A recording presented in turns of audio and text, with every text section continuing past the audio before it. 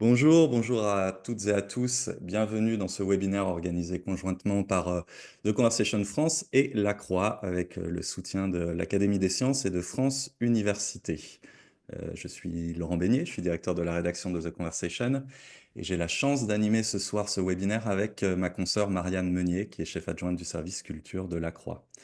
On va prendre quelques instants pour laisser les uns et les autres arriver puisqu'il y a énormément de monde qui s'est inscrit. On en est très content, mais on va laisser chacun nous rejoindre. Et peut-être que je vais mettre à profit ces quelques minutes pour vous expliquer comment va se dérouler la soirée, une soirée qui va durer 1 heure en 2 temps, avec une première partie de table ronde avec nos trois invités que nous allons très prochainement vous présenter, et suivi d'une session de questions et réponses. Les questions, ce seront les vôtres, donc vous pouvez les poser à tout moment à travers le chat.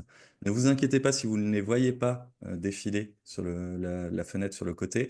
Nous, on les voit, en l'occurrence Julien et Cécile de l'équipe de The Conversation les voient, ils sont à pied d'œuvre pour les trier, nous les transmettre et nous aider à n'en rater aucune. Enfin, je dis n'en rater aucune, ça sera peut-être un petit peu compliqué puisque nous sommes très nombreux ce soir. Si vous posez une question et qu'elle n'est pas relayée, je vous encourage à faire une chose très simple, c'est de venir sur The Conversation, de venir continuer la conversation avec nous en commentaire de nos articles. Vous êtes plus que les bienvenus pour faire durer ce moment un peu plus longtemps encore. Vous ne connaissez peut-être pas tous The Conversation, vous connaissez sans doute tous La Croix, qui co-organise cet événement et qui est un média très connu. Nous, on est un peu plus récent, on a 10 ans en France, on va fêter nos 10 ans en septembre. On a un média assez atypique dans le paysage français, puisqu'on a de nombreuses spécificités, mais les deux qui vont nous intéresser ce soir, la première, c'est qu'on est gratuit, entièrement gratuit, et donc c'est une invitation pour vous à venir vous inscrire à nos newsletters, à venir nous consulter tout au long de la journée. La deuxième, c'est qu'on est un média généraliste qui commente, qui éclaire l'actualité du quotidien, mais qui confie la plume à des chercheurs et des universitaires qui écrivent et signent les articles en collaboration, en conversation avec la vingtaine de journalistes qui composent la rédaction que j'ai la chance de diriger. Alors forcément, quand on tend le stylo à des chercheurs et à des universitaires en ces temps particulièrement troubles, on est aux premières loges pour constater que ce qui se passe outre-Atlantique ne reste pas outre-Atlantique et que l'ensemble du monde de la recherche est concerné par ce qui se passe là-bas. Et on s'est posé assez vite la question de comment réagir à tout ça. Alors on réagit en faisant notre travail au quotidien, que ce soit à la Croix ou chez nous. On produit beaucoup d'articles et d'enquêtes. Marianne, qui co-anime cette soirée, en a écrit une. On en publie nous-mêmes quelques-unes qui permettent de mieux comprendre, ce qui se passe. Mais c'est sans doute, en tout cas de notre point de vue, c'était un peu insuffisant. Et avec nos partenaires France Université et l'Académie des sciences, a germé cette idée d'un format un peu plus interactif qui vous permettrait d'entendre de vous-même des témoignages et de poser vos propres questions à des universitaires et chercheurs concernés par ces mesures. Et c'est ce qu'on essaye de faire tous ensemble ce soir. Qu'est-ce qui se passe outre-Atlantique? Je pense que le moment est venu, puisque maintenant nous sommes très nombreux à être connectés, le moment est venu peut-être de faire un petit résumé. Je ne sais pas, Marianne, si vous pouvez vous essayer l'exercice. Je sais que c'est périlleux parce qu'il se passe énormément de choses en ce moment. Oui, bonjour à tous. Ce sera un résumé qui, évidemment ne pourra pas, être, exhaustif puisque depuis le début de la présidence, Trump, depuis le début de son deuxième mandat, le 20 janvier, les attaques, se sont multipliées, contre la science. On pouvait s'y attendre puisque la première présidence de Trump nous avait en quelque sorte donné un avant-goût avec, des dizaines de mesures environnementales annulées, des suppressions de termes qui déjà déplaisaient à la présidence sur les sites gouvernementaux, ou encore d'importantes coupes budgétaires envisagées que seul le Congrès avait réussi à empêcher. Mais cette fois-ci, depuis le 20 janvier, pardon, c'est pire encore, puisque l'attaque est massive, elle est sidérante, comme en témoigne encore avant-hier l'annonce du gel d'une subvention de 2,2 milliards de dollars pour l'université d'Harvard. En fait, les coupes claires dans les financements sont la principale arme de l'administration Trump contre la science. À la NOAA, l'Agence météorologique et océanographique américaine, l'un des donc, principaux centres mondiaux de recherche sur le climat, plusieurs centaines de personnes ont été licenciées du jour au lendemain en conséquence.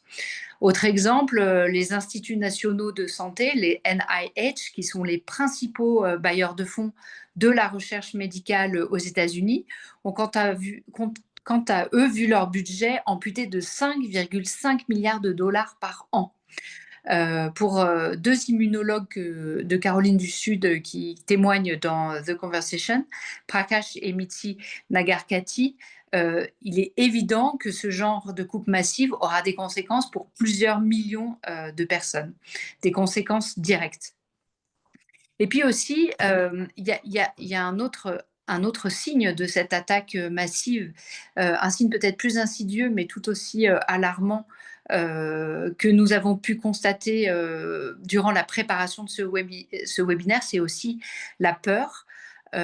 Puisque plusieurs interlocuteurs ont finalement refusé par peur de participer, notamment une chercheuse américaine en santé publique avec laquelle Laurence est longuement entretenue, qui collecte depuis des années des données démographiques cruciales pour tout l'écosystème de la recherche et qui a été mise au chômage et qui donc euh, c'est un témoignage qui rejoint beaucoup d'autres témoignages de chercheurs qui préfèrent ne pas témoigner. Donc ça en dit long, ça en dit long sur le rapport aux mots, puisque ça rejoint finalement l'interdiction ou plutôt la suggestion de ne pas utiliser à peu près 200 termes dont le New York Times a publié la liste récemment, des termes déconseillés, mais en réalité bannis, aussi courants et indispensables à la recherche scientifique que inclusion, handicap, antiracisme, pollution. Des mots qu'il s'agit de faire disparaître des programmes scolaires, des programmes de recherche, au risque sinon de se voir privé d'une subvention.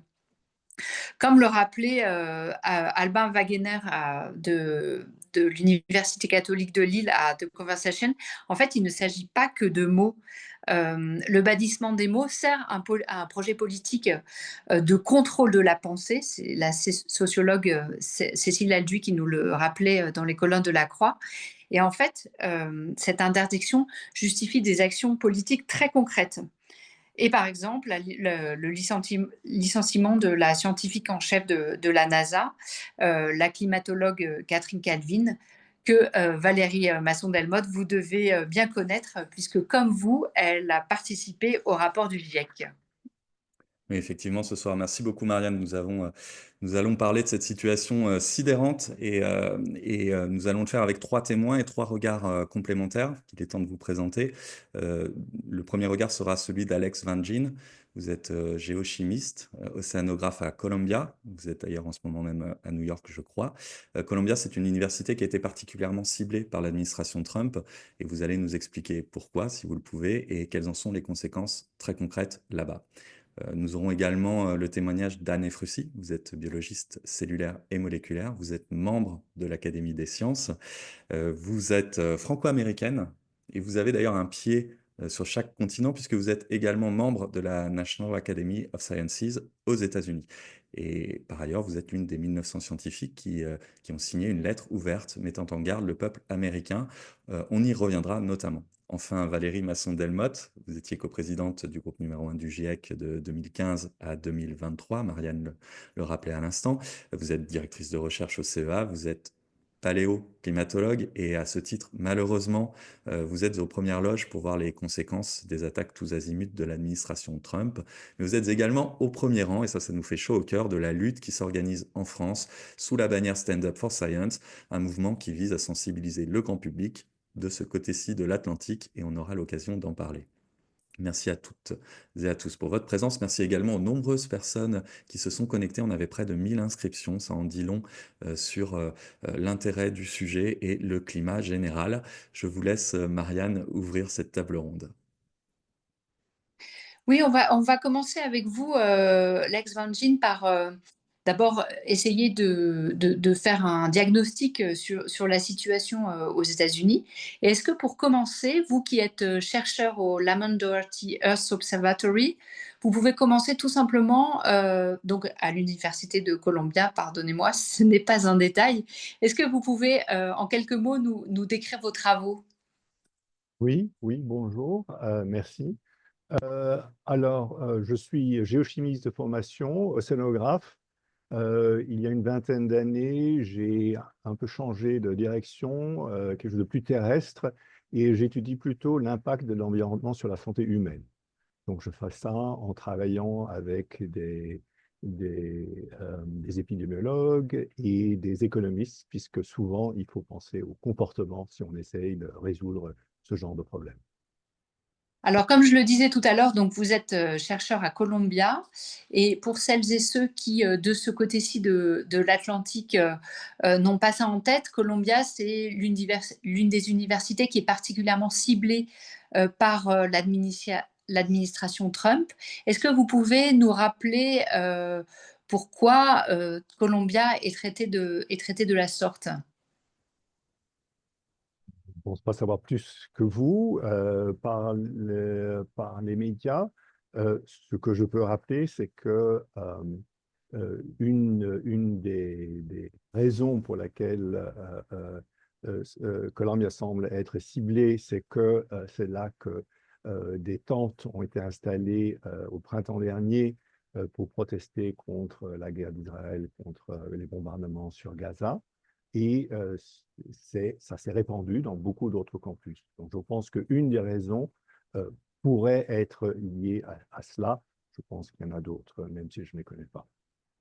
Et très concrètement, ces attaques, comment elles se manifestent au quotidien à Columbia, pour vos collègues, mais aussi pour vous dans votre travail de chercheur? Je vais peut-être commencer concrètement avec moi, comme ça m'a touché. Donc, euh, je peux en parler parce que les crédits les plus vulnérables ont déjà été annulés. Donc, il n'y a plus trop de risques et je n'ai pas d'étudiants ou de postdocs qui dépendent directement des crédits qui me restent. Donc, ça m'aide. Il y a une certaine diversification. Alors, je pourrais dire que le premier projet qui a été annulé, c'était un projet USAID, donc d'aide au développement. C'était une étude au Bangladesh. Le Bangladesh, 20 millions de personnes poisonnent de façon chronique en buvant de l'eau qui est trop élevée en arsenic. Et avec des économistes de Columbia et des collègues du Bangladesh, nous étions justement sur le point de lancer une étude où on allait comparer l'effet de mettre des données sur l'arsenic sur les disponibles, rendre disponible sur un smartphone avec une appli et voir par rapport à des villages de contrôle comment, donc une étude randomisée, quel a été l'impact de ces informations. Donc nous avons construit cela au cours de 25 ans de travail là en continu et ça a été annulé de façon abrupte. Donc, c'était en fait USAID était la première agence qui avait été ciblée par l'administration Trump. Donc ça, c'est une étude qui a été annulée. Une deuxième, alors là, c'est plutôt NIH, donc National Institute of Health. Là, je suis co-PI avec une étude de maladie du rein, donc des néphrologues du Columbia Medical Campus. C'est une cohorte on était en train de recruter de 3600 personnes sur 6 pays, l'Inde et 5 pays d'Amérique centrale. Une maladie des reins qui touche les personnes qui travaillent dans les champs de canne à sucre en particulier, dialyse 30-40 ans, c'est vraiment terrible et on ne sait pas ce que c'est. Ma partie, c'est la partie environnementale. Et donc c'est un consortium. Je crois qu'il y a de l'ordre de 25 millions de dollars qui ont été dépensés sur 5 ans jusqu'à présent. Et la partie Inde, qui était la responsabilité de Columbia en particulier, qui est aussi la moitié de la cohorte de 1800, a été totalement arrêtée, donc il y a quelques semaines aussi. J'ai un troisième projet avec des crédits fédéraux. Je ne vais peut-être pas donner trop de détails puisque je m'attendais en fait que ça a été coupé. Il s'agissait de distribuer des kits pour mesurer le plomb dans la peinture dans des parties de villes pas proches, pas très loin de New York, avec une forte population d'immigrés, de personnes d'origine africaine, entre autres, et où les enfants ont des taux de plombémie trop élevés. Et donc, c'était une intervention. Et ça, pour l'instant, cet argent n'a pas encore été pris. Ça pourrait être tout simplement une distraction, en fait. Je ne sais pas pourquoi, je ne pose pas de questions. Voilà. Et pour ce qui concerne les 2 premières études que vous avez citées, comment sont annoncées les coupes et leur effet est-il absolument immédiat? Alors, c'était au début, donc début février, les nouvelles du USAID, par exemple, est venu assez tard. On avait été prévenus par les médias, mais comme beaucoup de personnel avait été licencié, il n'y avait donc pas moyen non plus de nous prévenir. Donc, en fin de compte, Columbia est venu. Columbia, en fait, c'est presque Columbia qui nous a dit d'arrêter de dépenser avant qu'on ait les nouvelles officielles de l'agence. Ce qui m'avait un peu surpris aussi au début. Dans le cas d'NIH, c'est notre PI qui est au Columbia Medical Center qui a eu un message et puis c'était très clair. Et depuis, vous le savez peut-être, il y a quelques jours, Columbia n'est plus tous les fonds de NIH ont été coupés pour Columbia. C'était global. Là, c'était plus ciblé. C'était un projet Columbia dans un consortium. Maintenant, c'est tout le medical. Pardonnez-moi, PI, vous pouvez préciser? Principal Investigator. Donc, voilà. Et plus généralement, est-ce que vous pourriez nous décrire le climat à Columbia? Alors, si ce webinaire avait eu lieu il y a une semaine, j'aurais été beaucoup plus sombre. J'ai la sensation que depuis que d'abord c'était Wesleyan, il y avait l'université de Wesleyan dont le président avait indiqué qu'il était contre cela de façon publique. Ensuite, il y a eu Princeton plus récemment, maintenant Harvard. Et même un message récent de Columbia a montré un changement de ton, qu'on n'allait pas accepter tout de l'administration de Trump. Donc, la semaine dernière, j'étais franchement déprimé. Je me demande si les choses sont en train de repartir dans une meilleure direction. Et je crois que ça reflète l'opinion de beaucoup de mes collègues et des étudiants avec lesquels je parle en ce moment. Même Vous s'il y voulez a encore beaucoup une forme de de problèmes. résistance, une forme de Pardon? résistance. Il y a une forme de résistance qui vous encourage, en fait. Oui, trop lentement en ce qui me concerne, mais j'ai l'impression qu'il y a un début un peu de lumière au bout du tunnel. Mais ça a duré très longtemps et les tensions devenaient de plus en plus fortes à l'intérieur de l'université. Je me tourne peut-être vers Anne Efrussi, parce que ça doit vous parler également, Madame Efrussi, vous êtes franco-américaine, nous le disions tout à l'heure, vous avez étudié à Harvard, vous avez travaillé au MIT. J'imagine que les contacts sont très nombreux avec vos collègues, anciens collègues des universités d'outre-Atlantique. Comment vous avez vécu, vous, ces annonces? Je dois dire avec beaucoup de chagrin d'abord et beaucoup d'inquiétude, bien sûr. Et ce qui se passe est très difficile à assimiler, si on veut, et à comprendre comment les gens actuellement là-bas gèrent la situation. Donc, je suis de ça de très près au travers de mes collègues, bien sûr, les revues scientifiques, les journaux, etc., les contacts personnels. Pour moi, les États-Unis, la recherche aux États-Unis, que j'ai œuvré pendant des décennies, en fait, à un stade plus précoce dans ma carrière, était pour moi, est toujours quelque part un endroit où vraiment la recherche, c'est ce qu'on dit le blue skies research, c'est-à-dire la recherche à ciel bleu, la recherche fondamentale, qui en fait très souvent produit des découvertes tout à fait inattendues, qui en fait ensuite se traduisent en choses appliquées et bien sûr très importantes pour la société. Et l'atmosphère a toujours été une d'exploration d'énergie, d'une très bonne subvention en général. Moi-même, j'ai été financée par des bourses de fondations privées américaines, mais aussi sur un grant de MyPI lors d'un postdoc, qui était un grant du NIH. D'imaginer que ce qui se passe actuellement, c'est quand même très, très difficile à accepter, et on ne peut qu'espérer qu'effectivement les ciels redeviendront un peu plus bleus bientôt. Sur le chat, une des spectatrices nous encourage à remercier celles et ceux qui travaillent aux États-Unis actuellement et qui prennent des risques en venant témoigner. C'est votre cas, Monsieur Vangil, mais c'est aussi finalement votre cas, Madame Efossi. Je crois que vous vous apprêtez à voyager aux États-Unis pour un événement bien spécial. Oui, je vais aux États-Unis. En fait, j'avais décidé il y a quelques mois de retourner aux États-Unis pour je vais le dire publiquement, pour la conférence, la réunion annuelle de la National Academy of Sciences. Et c'est le moment de l'année où toutes les sections se retrouvent avec beaucoup de sciences actuelles discutées. Les nouveaux membres sont introduits. Et c'est un moment vraiment intense de science et de collégialité. J'avais décidé d'y aller. Et j'étais d'autant plus contente de cette décision de pouvoir y aller pour retrouver ses collègues et de voir de plus près réellement, de comprendre un peu mieux ce qui se passe. Bien sûr, j'y vais avec un petit peu d'appréhension. On voit ce qui se passe actuellement lorsque certaines personnes euh, arrivent aux États-Unis. J'ai la double nationalité.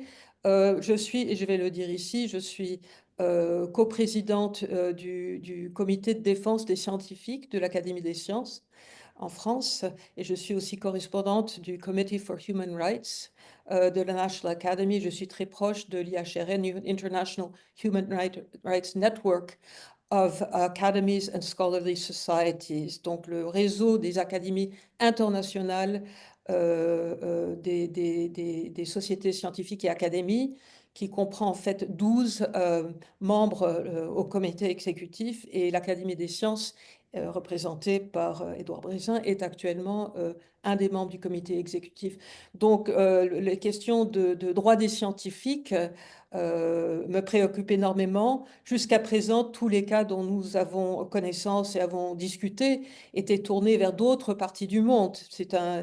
Et d'entendre, même imaginer que nous puissions discuter de cas difficiles aux États-Unis est presque ahurissant. Ce n'est pas réellement encore le cas, euh, mais on pourrait y revenir plus tard. Mais effectivement, c'est avec un peu de trépidation, mais bien sûr, je vais y aller, et je vais y aller comme je dirais à n'importe quelle conférence, sans modifier mes plans pour le moment. On a une question dans le chat qui est très très concrète. Que redoutez-vous pour vous-même à l'occasion de votre retour? Est-ce que vous redoutez par exemple une saisie d'ordinateur, une saisie de données, ce genre de choses? Bah, bien sûr, on entend ces histoires, ces faits relatés. Je sais par exemple que la Commission européenne a recommandé aux gens qui travaillent à la Commission de voyager, c'est public, voyager avec ce qu'on appelle un burner phone, Mhm. dont on en parlé, on voit dans les films criminels concernant le crystal meth, etc. Et aussi un, un ordinateur jetable quasiment. Non, je vais aller, je le dis, avec mon propre ordinateur pour le moment. Donc les choses changent dramatiquement d'ici la semaine prochaine.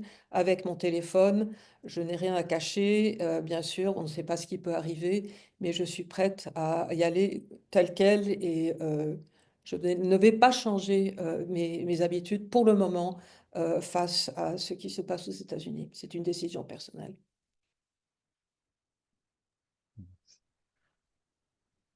Je vous passe la parole peut-être, Marianne, pour prendre la suite.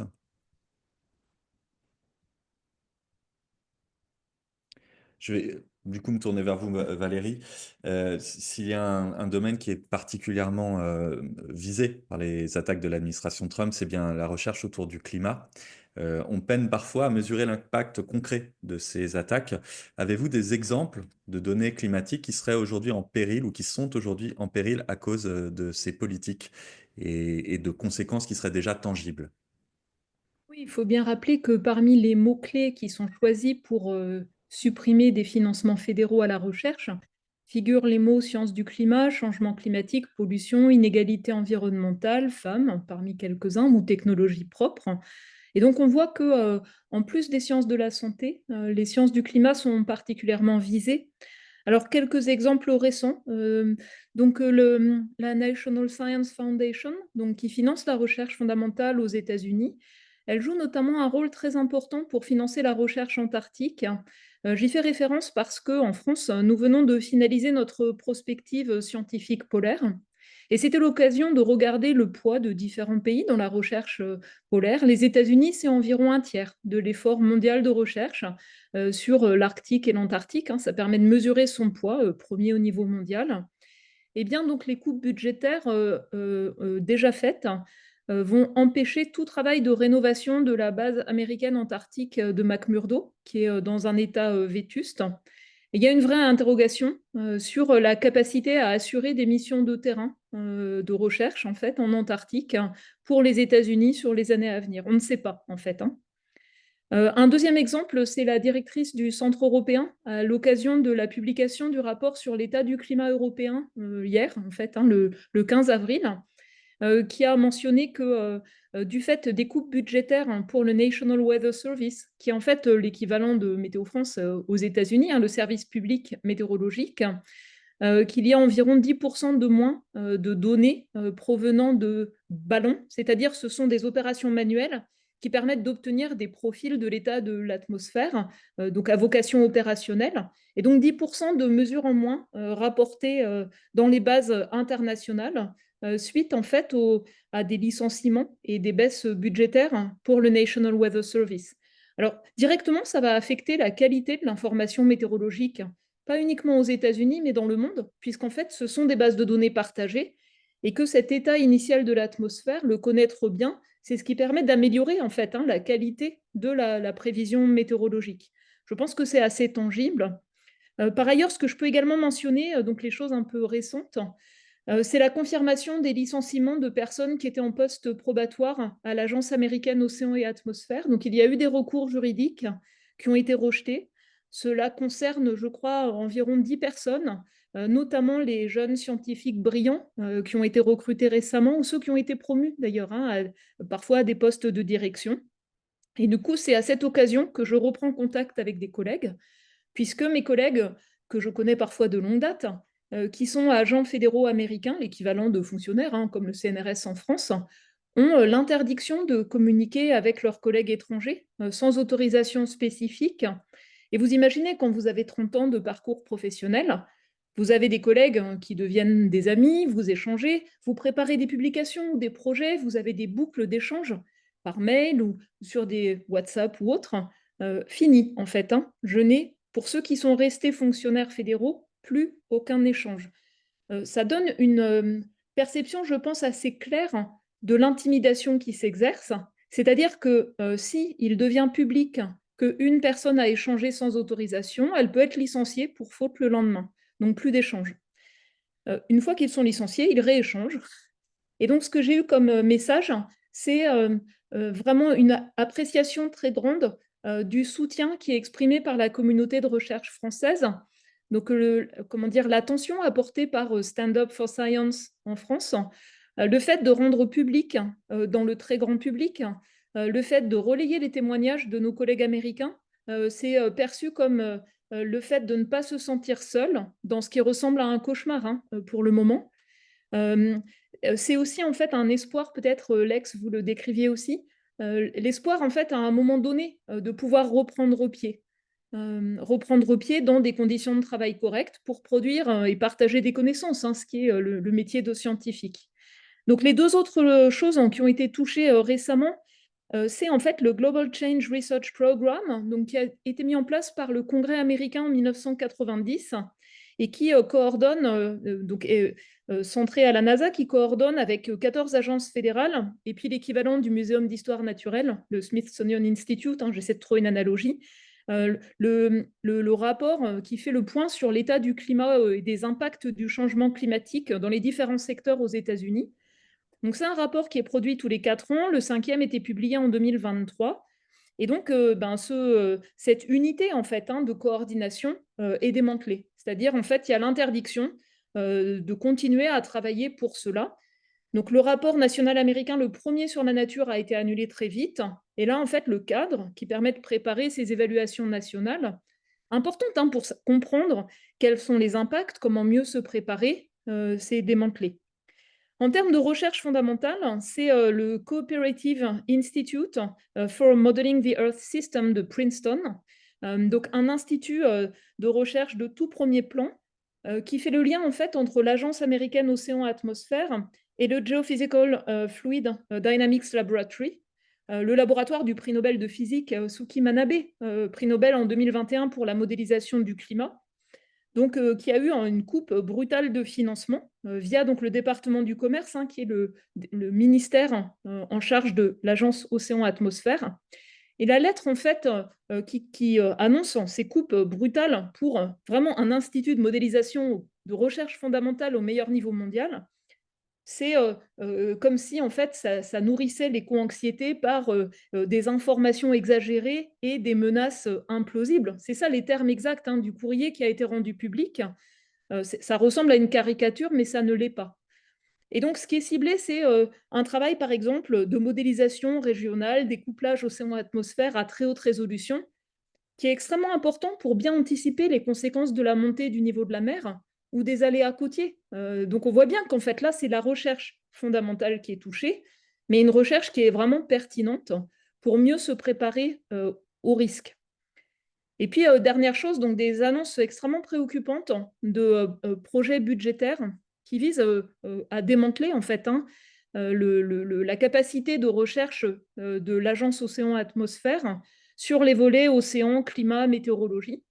Donc, des propositions de baisse de 3/4 du budget de l'Office pour la recherche océan-atmosphère, ce qui reviendrait en fait à amener son budget au même niveau qu'au début des années 1980.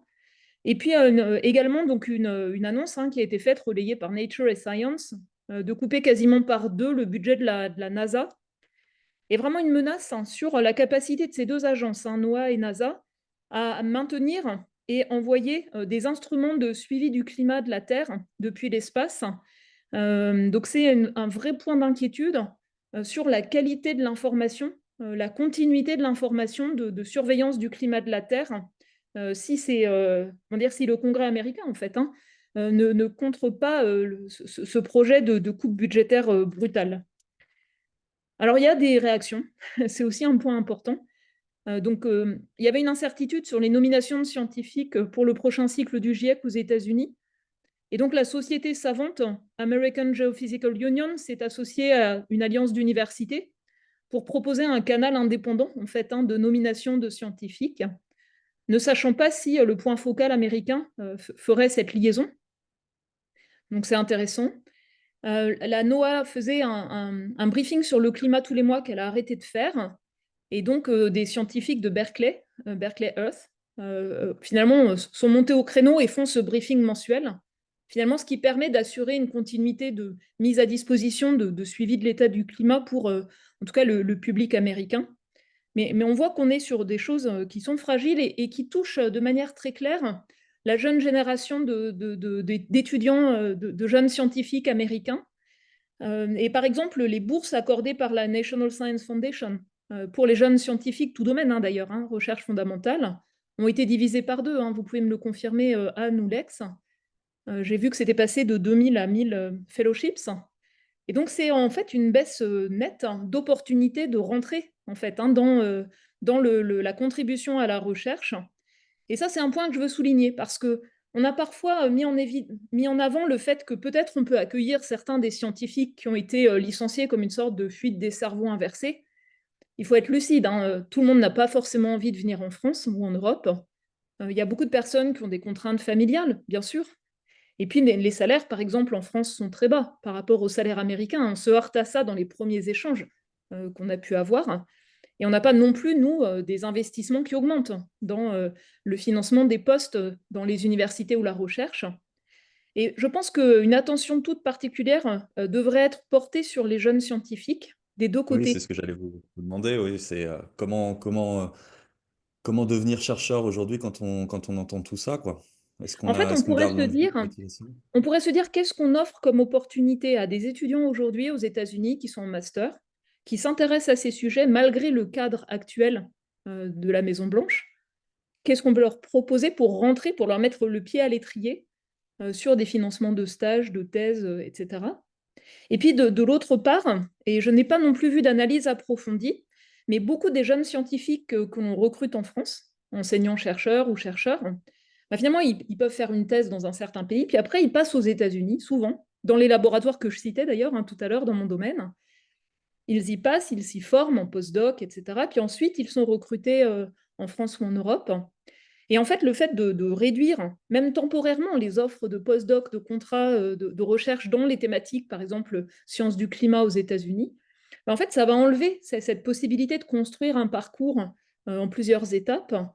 Et j'ai l'impression qu'on n'est pas vraiment préparé à tenir compte de cet assèchement, en fait, des opportunités scientifiques qui risquent de laisser sur le carreau des scientifiques qui ne sont pas que américains, mais qui ont bénéficié de l'investissement américain dans la recherche de très haut niveau pour construire leur parcours professionnel. Et ça, c'est, je pense, les points d'attention qui me tiennent à cœur en ce moment. Marianne, peut-être Je voulais vous demander, Valérie Masson-Delmotte, est-ce que vous arrivez à anticiper les éventuelles conséquences de long terme sur la connaissance, en l'occurrence pour ce qui concerne le climat, puisqu'il s'agit de votre domaine, ou c'est trop tôt pour dire, puisqu'on s'est dit il y a tellement finalement d'attaques et de mesures disséminées que c'est difficile d'avoir une vue d'ensemble. Il y a un risque de perte irréversible de talent si les personnes quittent la recherche. Ça, c'est une évidence. Moi, je suis vraiment inquiète sur une jeune génération de scientifiques sur les thématiques interdites, s'il n'y a pas un sursaut rapide. Ensuite, est-ce qu'en Europe, on monte à la rescousse de la recherche pour contrebalancer sur ces thématiques-là les coupes de budgets fédéraux américains? J'en ai aucune évidence pour l'instant. Donc il y a une espèce d'effet d'annonce, on dit qu'on va essayer d'accueillir des scientifiques américains, mais à moyens constants quasiment. Donc ça veut dire qu'on ne peut pas accueillir d'autres scientifiques, d'autres régions du monde menacées, comme en Argentine ou ailleurs d'ailleurs. C'est compliqué d'imaginer un effort particulier d'accueillir des scientifiques américains quand on voit les difficultés aussi de trouver des postes permanents pour les jeunes scientifiques européens ou français. Donc on voit bien qu'à budget constant, ça ne peut pas fonctionner. Après, donc c'est aussi un risque de perte d'influence. Moi, je repensais à l'exemple de l'Antarctique. Donc les États-Unis ont 3 stations, ils ont gelé la rénovation de leur base de McMurdo. Peut-être pas de campagne de terrain, il y a des choses assez vite irréversibles sur des longues séries d'observations, des choses comme ça. La Chine a 5 stations. Donc les coupes également sur USAID, d'aide au développement, de recherche au sud. Certains des opérateurs sur le terrain, notamment en Afrique, ont été recrutés par la Chine, par exemple. Vous voyez, donc en fait, les menaces, je pense, c'est aussi pour finalement la recherche américaine, finalement se faire prendre de vitesse si la Chine renforce ses efforts là où les États-Unis se retirent. C'est un peu de cette manière-là que je l'observe. on Mais parle de... globalement, je rappelle donc les sciences du changement climatique aux États-Unis, c'est à peu près un quart des publications mondiales sur le sujet. Et donc, toute baisse, ça va affaiblir le progrès des connaissances. À un moment où justement le climat change vite, les impacts s'aggravent, on a des enjeux croisés, climat, santé multiples. Et donc, réduire la voilure de production de connaissances dans le monde, ça va être au détriment d'être mieux informé pour agir de manière efficace. Anne Froussier, est-ce que vous constatez ça aussi dans votre domaine, la biologie moléculaire et cellulaire, pour ceux qui ne vous connaissent pas Oui, encore? il est clair. J'ai beaucoup apprécié les réponses de Valérie aux questions précédentes. Et beaucoup de ces réponses s'appliquent aussi à mon domaine, à mes domaines. Oui, on voit déjà des conséquences, surtout effectivement au niveau des chercheurs postdoctorants, c'est-à-dire après la thèse, qui font leur stage vraiment d'apprentissage, un dernier apprentissage avant de devenir indépendant. J'ai été contactée, nous avons été contactés dans mon domaine par des postdocs qui ont soumis leurs derniers papiers avant de commencer à postuler pour des postes. En principe, aux États-Unis, ils étaient très désireux de rester là-bas, des non-américains de souche et qui tout à coup, qui étaient au NIH, qui se retrouvent sans leur ordinateur. Ils ont tout juste eu le temps de transférer leurs données sur des ordinateurs de collègues afin de ne pas tout perdre.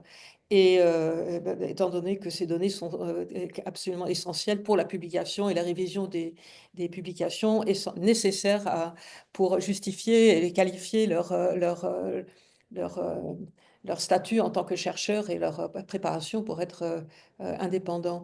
Donc oui, et nous avons été contactés, je ne suis pas, enfin, pas moi personnellement, mais des collègues par des PI, c'est-à-dire des directeurs de recherche, cherchant à aider leurs jeunes collègues, leur trouver des lieux de chute un peu brutal pour compléter des travaux ou bien simplement pour qu'ils puissent continuer à travailler dans leur domaine. Je pense que effectivement que tous les domaines seront affectés, non seulement aux États-Unis, mais au niveau international. Effectivement, la recherche est une entreprise fondamentalement internationale. Il n'y a pas de gloire à voir sombrer la recherche américaine. Ça ne sera jamais au profit d'un autre pays. Nous aurons beaucoup, beaucoup de lacunes et ce sera un comble impossible à mon avis à- à remplir. Donc, Donc là, Anne Froussi, vous vous inscrivez en faux lorsqu'on dit que ça peut être une opportunité pour la recherche en Europe. bien sûr, on peut dire opportunité. J'ai une très forte objection contre l'emploi du mot opportunité parce que ça suggère opportunisme et je trouve que ce n'est pas un moment pour être opportuniste. Je crains que certains le voient un petit peu comme cela. Je crois que c'est un deuil international pendant cette phase. On espère s'en sortir, mais je crois qu'il faut justement essayer de trouver les moyens collectivement, de façon nationale, outre États-Unis, idéalement, à mon avis, en Europe, au niveau européen, idéalement, que les pays se mettent ensemble pour créer des fonds substantiels pour pallier à ce déficit aux États-Unis actuellement, pour ceux qui veulent continuer à travailler là-bas. Et je pense qu'il faut effectivement, et ça a déjà été dit discrètement par Valérie, pas suffisamment fort, il faut une injection massive de fonds de recherche pour la recherche fondamentale et aussi plus appliquée, privée, mais pour la recherche fondamentale, sachant qu'en France, c'est vraiment un tout petit pourcentage du PIB. C'est dans les 0,8% du PIB pour la recherche publique. Ce n'est rien. C'est beaucoup moins que les autres pays d'Europe, à part 2 ou 3 autres pays qui sont en voie de nous rattraper. Donc, je parle du point de vue de la France ici. Mais il est clair qu'il faut effectivement créer des lieux d'accueil idéalement temporaire pour ceux qui choisissent de retourner aux États-Unis. Idéalement, les gens devraient pouvoir travailler où ça leur convient le mieux pour leur recherche, pour leur vie personnelle, et de les voir contraints à fuir rappelle une autre phase du siècle dernier, je pense, sur lequel il ne faut pas se fermer les yeux. Fermer les yeux. Alors, Donc, est-ce que vous pouvez être plus explicite? je pense aux années 1933-1939, quand pas suffisamment a été fait par les pays européens et outre-européens pour vraiment sauver des parts entières de la société. Et en sciences, bon, il y a eu des petites...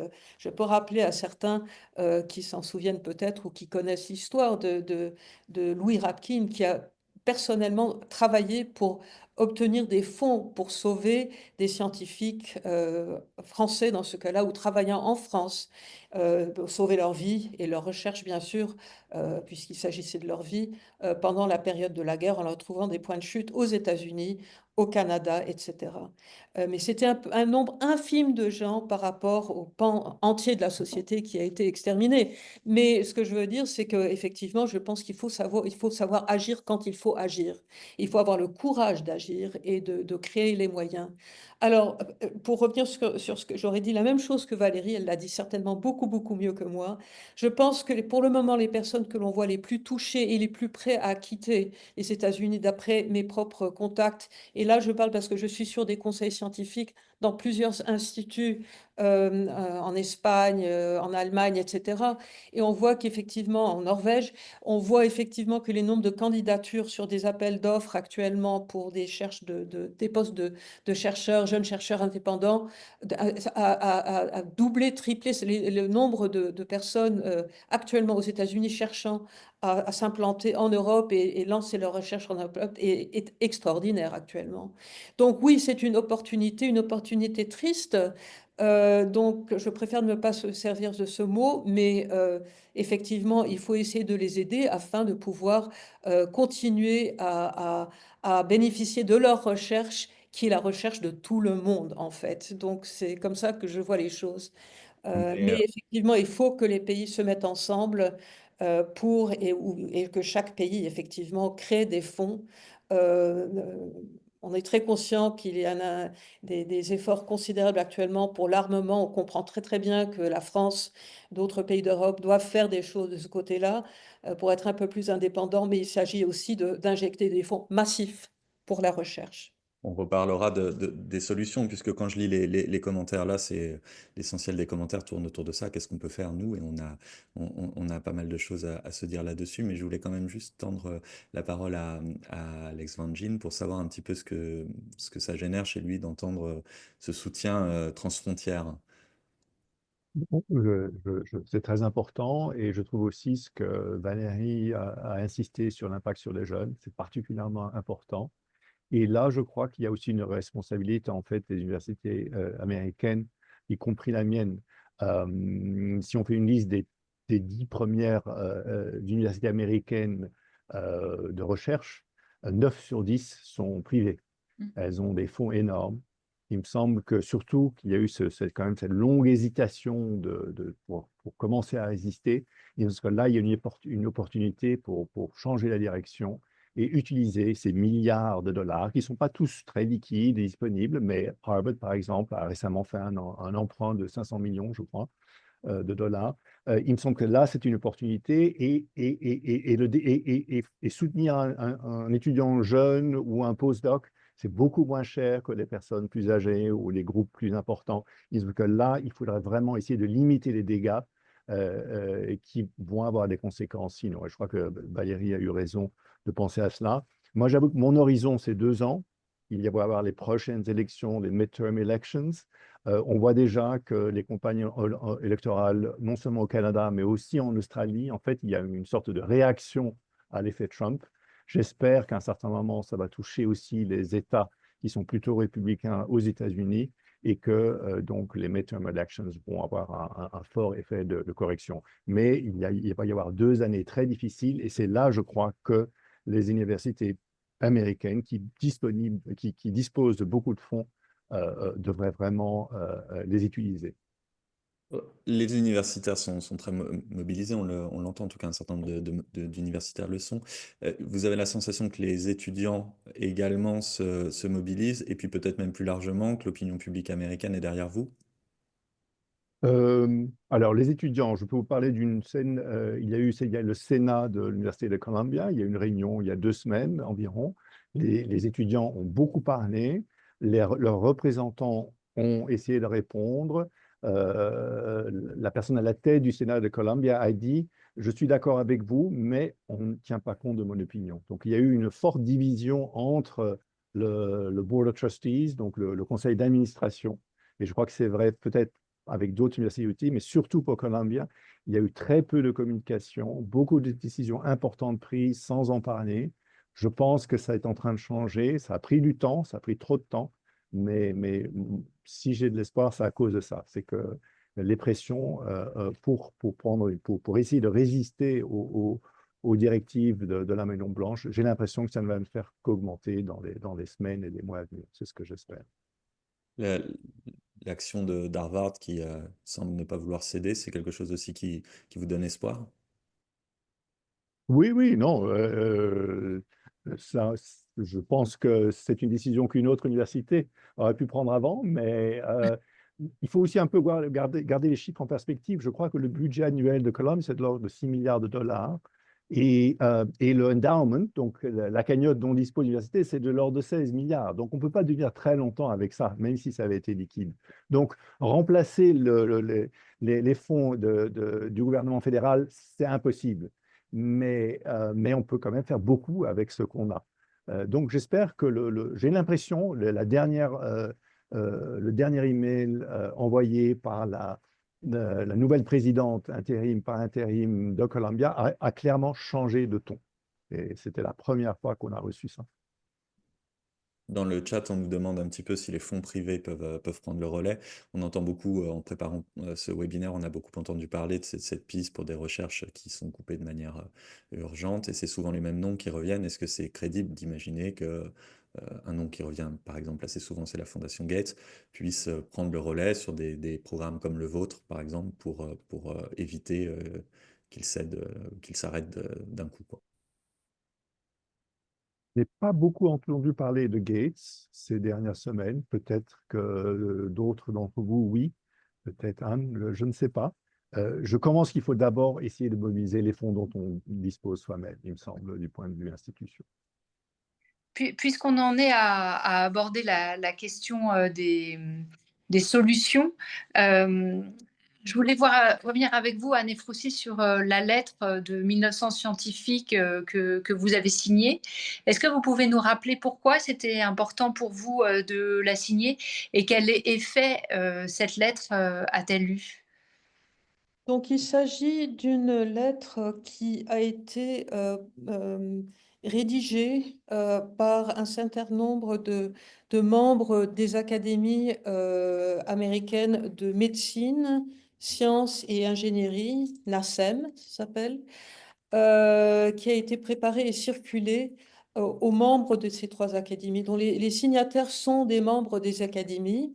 Les signataires, très clairement, signent en leur propre nom à eux et non pas de leurs institutions où ils travaillent, ni au nom de l'académie, mais en tant qu'individu propre. Et c'est comme ça que j'ai signé ce document et que je suis là ce soir.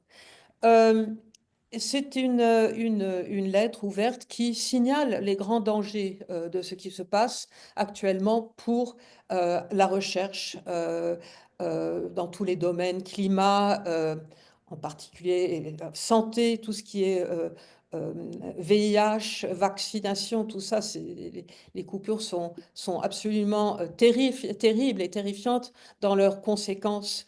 Euh, euh, probable si tout cela se maintient. Alors, cette lettre explicite ces dangers. Je vais aussi dire que la lettre se termine par un paragraphe, l'avant-dernier paragraphe, qui m'a quand même gênée. Et il m'a fallu 2 jours pour la signer. Et la lettre se termine, ce paragraphe dit en quelque sorte, si notre entreprise de recherche est démantelée, nous perdrons devant notre avance scientifique par rapport aux autres pays. Ces autres pays mèneront dans le développement de nouvelles thérapies et traitements contre les maladies, contre les sources d'énergie propres et toutes les nouvelles technologies de l'avenir. Et leur population, à ces autres pays, donc nous en Europe, seront en meilleure santé, leurs économies nous dépasseront en économie, en défense, en collection de données et en surveillance de l'état du monde, de la planète. Et Ça rejoint la question de l'opportunisme que vous évoquiez tout à l'heure. C'est ça qui vous a gêné au départ? Ce qui m'a beaucoup gênée, c'est justement cela. Mais c'était une lettre émanant de scientifiques principalement américains que j'étais invitée à signer en tant que scientifique, membre de l'Académie, mais qui quelque part dit nous voulons être les suprêmes et les autres gagneront si nous on. Et j'ai eu du mal. Et j'ai signé, je vous dis, et ensuite j'ai écrit à la personne qui m'avait envoyé cette lettre, un homme remarquable de l'Académie de médecine, en disant, voilà, écoutez, j'ai signé, mais j'ai été fort gênée par, par cette lettre qui m'a vraiment chagrinée. Et j'ai dit en même temps, I get it, je comprends pourquoi c'est écrit ainsi. C'est pour euh, toucher le public, c'est pour avoir une résonance dans l'oreille du public américain. Et il fallait que je le dise. Et je pense que certains collègues européens aussi ont eu cette même réaction, mais ont tout de même signé en leur propre nom, encore une fois. Ce qui est remarquable, c'est qu'effectivement, j'ai reçu une réponse 24 heures plus tard disant completely agree. Mais effectivement, on parle maintenant actuellement à une population américaine qui est de plus en plus nationaliste.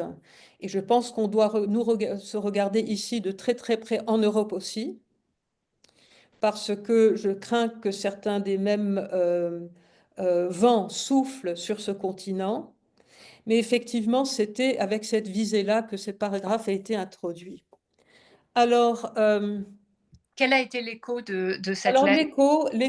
l'écho. J'étais hier soir en fait en ligne avec ma réunion de section à la NAS, une réunion qui a lieu tous les ans et qui a traité de sujets scientifiques, etc., comme d'habitude, mais ensuite où il y a eu un tout petit peu de discussion.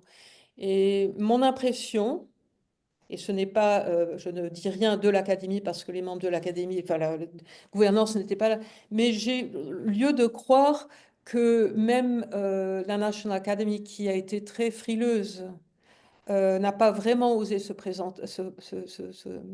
positionner au grand désarroi de ses membres, ce qui a provoqué en quelque sorte cette lettre et d'autres. Je pense que cette lettre, quelque part, est appréciée. Donc, l'objectif, alors, la question est où est-ce que cette lettre doit être publiée?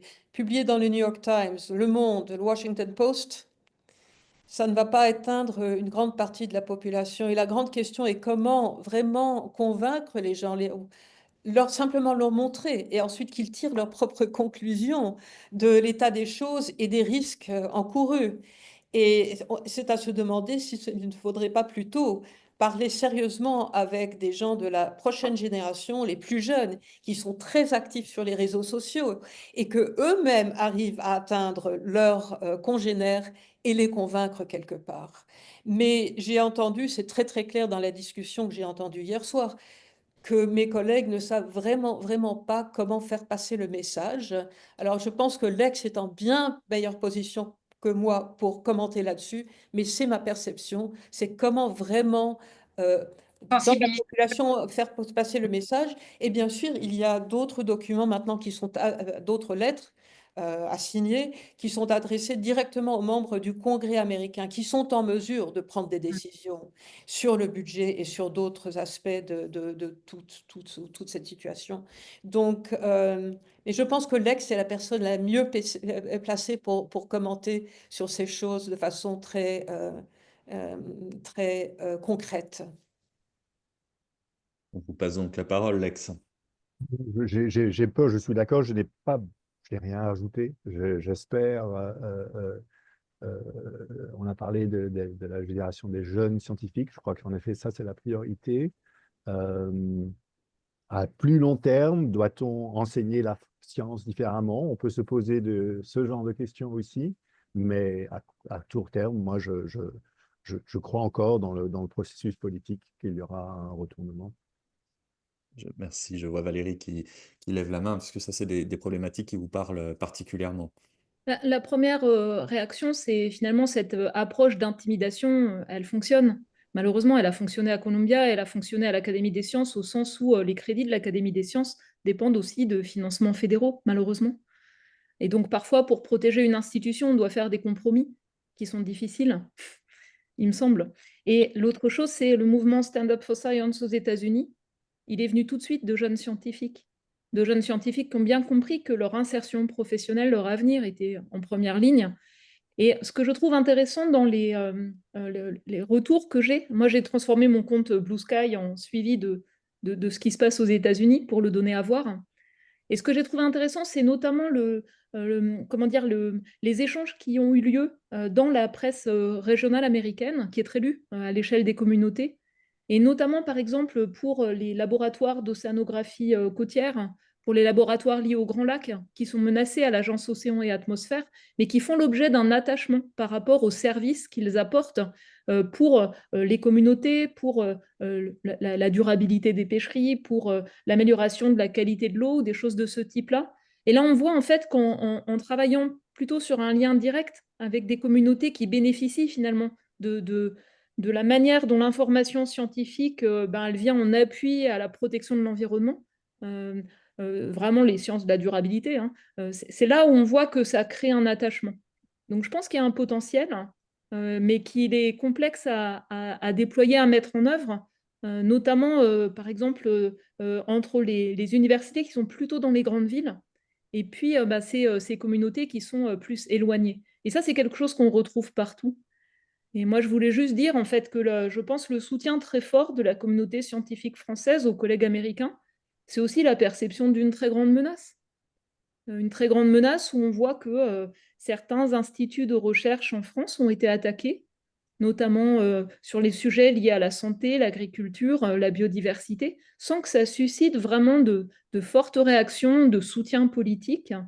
Moi, je fais partie du Haut Conseil pour le climat qui aurait pu être supprimé dans le cadre de la simplification administrative la semaine dernière, puisqu'il y avait un amendement déposé pour le supprimer, dans le contexte où les équivalents, par exemple le Conseil auprès de la Maison-Blanche pour l'adaptation, un équivalent finalement, a été supprimé très vite en janvier dernier. Et donc on a aussi, je pense, à la fois ce soutien pour nos collègues américains, mais une forme de réflexion collective qui émerge et de se dire comment est-ce qu'on se positionne quand on a une montée de mouvements populistes qui jouent du côté anti-élite pour, quelque part, rejeter aussi la production de connaissances qui joue un rôle clé dans nos sociétés, mais qui n'est pas toujours bien compris, pas toujours bien perçu par l'ensemble des gens.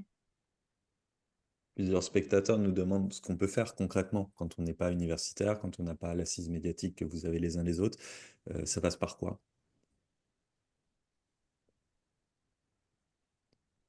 Est-ce que l'un d'entre vous peut répondre? Votre rôle de journaliste aussi, qui aide à traduire, à faire connaître, à faire comprendre la gravité de la situation, c'est quand même inédit. Enfin, moi, les analogues que j'avais, c'est le nazisme, c'est la révolution culturelle de Mao quand même, à peu près, hein, comme attaque sur les universités. Mes collègues américains, ils me disent qu'ils se sentent méprisés et humiliés, en fait, par le fait de recevoir une lettre de licenciement, puis ensuite qui est annulée, puis qui revient, ou devoir justifier ce qu'ils font avec 5 mots-clés à envoyer. Enfin, il faut voir, en fait, hein, l'attitude, la faire comprendre pour des gens dévoués à leur travail.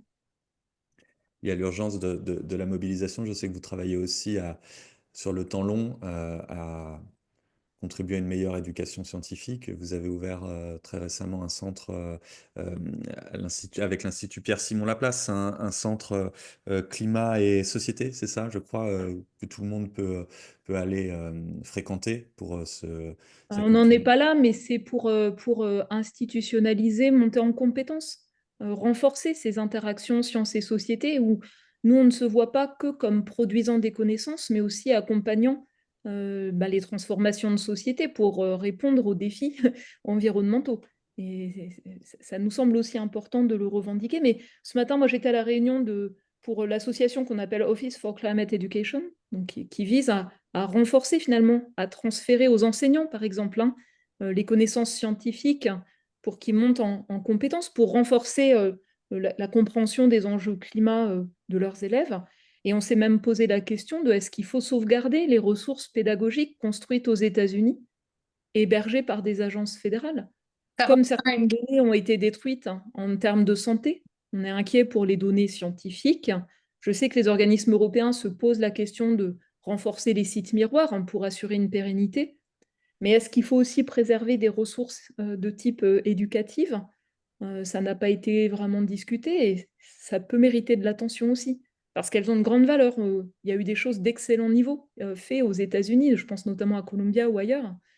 Et on se pose la question, pour ceux qui sont hébergés sur des sites fédéraux, en fait, s'il y a des coupes budgétaires, les contrats avec les prestataires informatiques vont être arrêtés et il y a le risque de perdre, en fait, hein, ces ressources internet. Ça rejoint effectivement une question d'un internaute sur, d'une internaute d'ailleurs, il y a des données qui seraient déjà irrémédiablement, perdues. Vous avez évoqué les sites miroirs, Valérie Masson-Delmotte. Est-ce que vous pouvez nous en dire plus sur cet outil? En fait, je crois que c'est d'abord dans le domaine de la santé qu'il y a eu des données qui ont été, perdues, notamment avec les agences, d'aide, au développement, USAID ou autres, hein, il me semble. Je ne sais pas, Anne ou Lex, si vous voulez, Oui, c'est ça. Les Demographic Health Surveys, DHS, qui sont faits tous les X années dans divers pays, de pays en voie de développement. Des données donc très utiles pour des études, mais sur des décennies ensuite. On m'avait dit qu'elles n'étaient plus accessibles. Par contre, j'ai un collègue économiste qui lui utilise ces données qui y avait encore accès il y a une semaine. Donc, je ne sais pas, peut-être qu'on ne peut pas devenir un nouveau utilisateur, peut-être que ça a Mmh. été, mais il a déchargé tout ce qu'il pouvait. Une agence dont on n'a pas parlé, c'est Environmental Protection Agency, qui a été en fait repris par un représentant de l'industrie et qui est devenu une sorte de lobby pour l'industrie chimique et autres. Et je me demande si l'impact de la pollution sur la santé des enfants, de tout le monde, je me demande si c'est peut-être une façon de faire tourner la direction avant, plus facilement que d'invoquer les conséquences du changement de climat. Je me demande. C'est un peu plus proche, ça touche mon enfant directement. Et peut-être que là, même dans les États du Midwest qui votent plutôt républicains, peut-être que ce serait une façon d'approcher le problème aussi.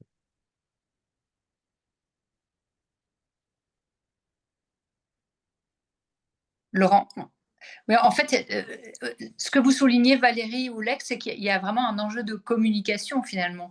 Il s'agit de trouver l'argument, le thème, la corde sensible pour sensibiliser le plus largement possible. En fait, c'est assez tragique. Ouais.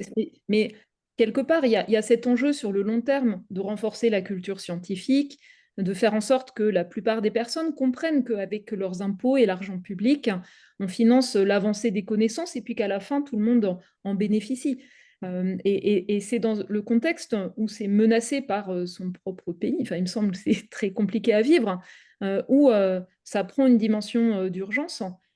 Et moi, tel que je le perçois, la vision idéologique actuelle au pouvoir aux États-Unis, c'est une vision qui cible à la fois la production et le partage de connaissances sur ces sujets.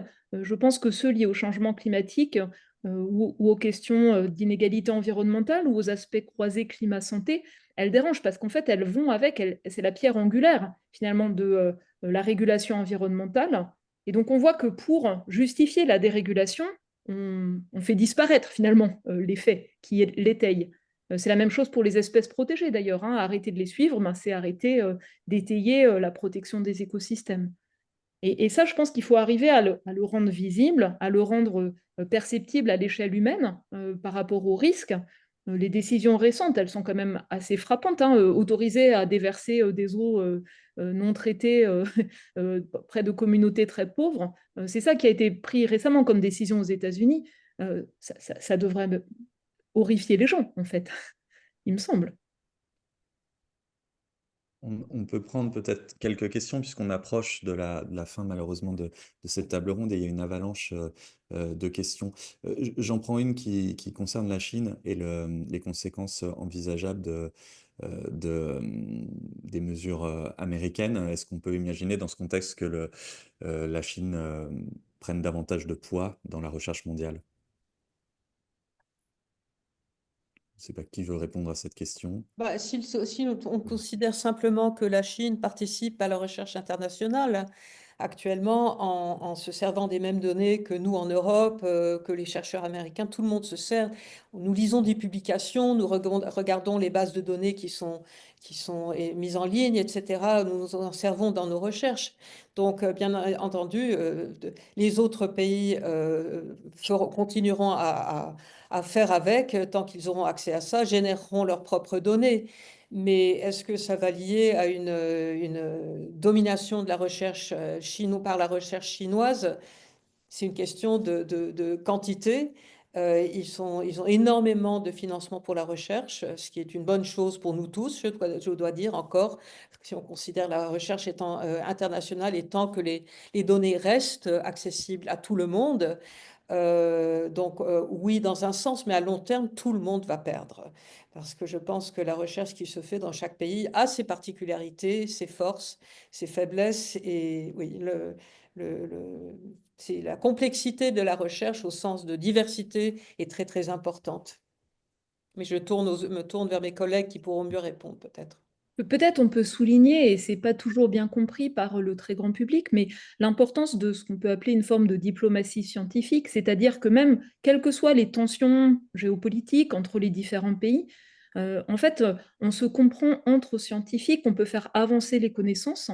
Dans certains contextes, notamment quand on doit faire des missions de terrain, etc., c'est vraiment critique parce que c'est là où parfois on peut avoir la masse de nombre de bras, en fait, hein, suffisante en se coordonnant. Je pense notamment, par exemple, aux années polaires internationales, qui, dans le passé, se sont déroulées dans des contextes même de guerre froide, mais ont réussi à faire avancer les connaissances.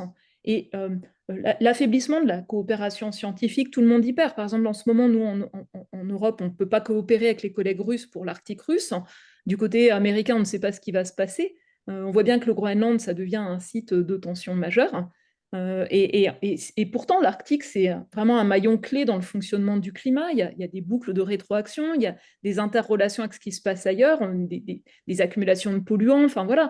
Et donc, on voit bien que sur des sujets comme ça, on a besoin de pouvoir continuer à coopérer. Et ce n'est pas une histoire d'hégémonie ou d'un pays plus fort que l'autre. C'est la capacité à que chacun puisse à la fois faire avancer ses connaissances dans l'intérêt général, mais aussi disposer de sa propre expertise. Et c'est ce côté-là qui est aussi important, de faire émerger une expertise dans tous les différents pays. C'est aussi à ça pour moi, correspond le travail de coopération, de diplomatie scientifique. Sur des questions de santé, c'est évident, par exemple. On parle depuis tout à l'heure des attaques et des coupes sur la science, mais une internaute nous demande si tous les domaines sont concernés par ces coupes et en creux, quels sont les domaines qui, eux, ne sont pas du tout attaqués. Je pense que ça dit aussi quelque chose de la politique de Trump. Je ne sais pas si quelqu'un veut prendre cette réponse. En tout cas, nous parler de ce qui bénéficie de beaucoup de financement aujourd'hui. Anne Froussy, je sais que vous nous aviez parlé, vous avez parlé sur le plateau d'Arte de cette culture du forage, quoi, le drill, drill, drill baby, qui du coup se nourrit peut-être d'autres d'autres recherches. Bien sûr, le forage est bien sûr euh, mis en avant et sera bien subventionné à l'avenir, là. Oui, sur la question de recherche sur le genre ou tout ce qui a à faire avec la sexualité, oui, Trump a décidé de créer un programme, si j'ai bien compris, sur le regret des personnes qui ont transitionné, le regret. Donc, je n'ai rien d'autre à dire. Ouais. Bah, ce qu'on peut mentionner, c'est par exemple que dans les recherches de la NASA qui sont ciblées, il n'y a pas que l'observation de la Terre, il y a aussi la recherche spatiale, en fait, hein. Donc on voit que c'est la recherche qui est ciblée. Et je pense qu'il y a une vision qui est plutôt, je ne sais pas comment dire, mercantile ou commerciale des choses, plutôt que le fait de contribuer à avancer des connaissances sur des choses qui sont encore inconnues ou mal observées, par exemple. Je crois que c'est vous, Valérie, qui avez parlé de cette, sans doute ce sentiment de élitisme parmi les scientifiques. Et je pense que c'est profond, et je crois que c'est la même chose, je crains aussi en Europe, que nous, scientifiques, sommes vus comme une sorte d'élite. Et nous le sommes dans le sens où nous avons énormément de chance de travailler sur ce qui nous passionne en étant aussi convaincus que, en espérant que ce que nous faisons pourra être utile pour nos concitoyens, pour la planète, pour le monde. Mais je crois que fondamentalement, une des choses qui se passe actuellement, aussi un peu comme à l'époque du macartisme, où les universités étaient fortement ciblées, la recherche n'était pas ciblée pas de la même façon. Pas des sujets spécifiques de recherche n'étaient pas ciblés. Parenthèse, Harvard, j'ai appris récemment, était le lieu de résistance du macartisme parmi les universités aux États-Unis. C'est intéressant qu'ils se repositionnent maintenant. Bien sûr, ils ont plus de fonds. Mais je crois que la question de l'élitisme vraiment est profonde et le dédain de certains gouvernements ou de populations pour la recherche, c'est un sentiment d'être mis de côté, d'être pas considéré et de ne pas comprendre comment ce que nous essayons de faire en tant que chercheurs et pour tout le monde, et souvent plus pour les autres que pour nous-mêmes. Je pense que ce qui dérange aussi, c'est la liberté académique, la liberté d'expression, la capacité à critiquer aussi des politiques publiques simplement sur la base d'éléments factuels. C'est ça, il me semble, qui est rejeté de manière plus grave. Justement, sur ce même sujet, il y a une question d'un internaute sur le soutien et la visibilisation de ces coupes et de ces attaques dans les médias américains. Anne Froissy ou Lex Van Green, que pensez-vous de la place qui leur est accordée dans les médias américains? Je regarde le New York Times, on parle beaucoup de ce qui se passe en ce moment, c'est certain. Donc j'ai l'impression que c'est très présent. J'ai trouvé intéressant le commentaire de Valérie qui dit que les journaux plutôt d'impact, quand il y a un impact plus régional, que ça pourrait avoir un effet aussi. J'espère que ça va au-delà. J'ai pas trop d'autres choses à dire. Propose malheureusement, puisque on a dépassé le temps qui nous était imparti, je propose qu'on termine cette conférence sur ce terme. On a beaucoup de questions qu'on n'a pas pu aborder. On a aussi des commentaires. Certains nous enjoignaient de le refaire avec des chercheurs en sciences humaines et sociales, auxquels on pense évidemment aussi beaucoup. On ne pouvait pas réunir tout le monde autour de cette table. Faites-nous savoir si vous souhaitez que nous organisions d'autres webinaires de la sorte. Continuer la conversation sur les articles de Lacroix et les nôtres sur theconversation.com. Et puis, joignez-vous à nous pour remercier très chaleureusement nos 3 panélistes de ce soir qui nous ont donné du temps, un témoignage très précieux, touchant. Et voilà, je voulais juste vous remercier très chaleureusement au nom de nos 2 rédactions et au nom des nombreux participants qui l'ont fait savoir dans les commentaires. Oui, un grand merci pour votre disponibilité et votre engagement. Merci beaucoup et bonne soirée. Bonne soirée. Merci Au à revoir. vous. Merci. Au revoir. Est-ce que vous pouvez transmettre aux collègues américains tout le soutien et le besoin de savoir ce qu'on peut faire, en fait, hein. Au revoir. Merci. Merci bien.